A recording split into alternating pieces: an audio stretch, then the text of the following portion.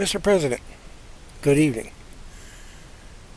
I just wanted to take a moment and thank you very much for something that you did a few months back.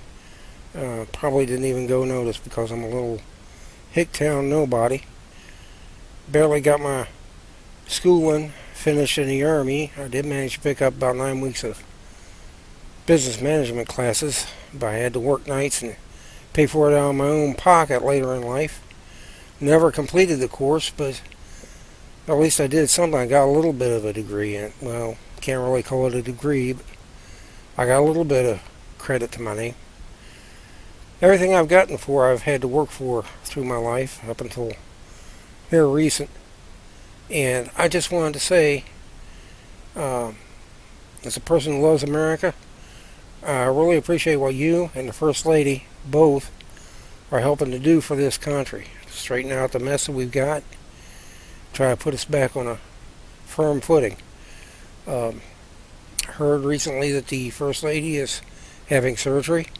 I want you to know that me and my wife both are praying and wishing for her a very speedy recovery. And we seriously hope that you and yours get all the best out of life.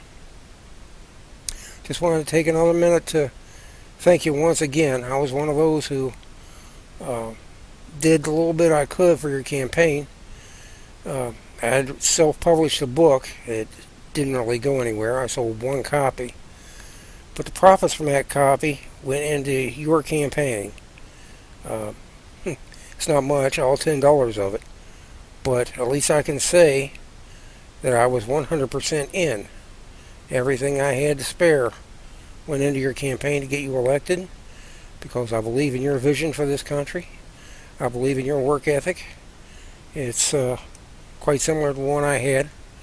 Came out of the Army. The only job I could get was a janitor.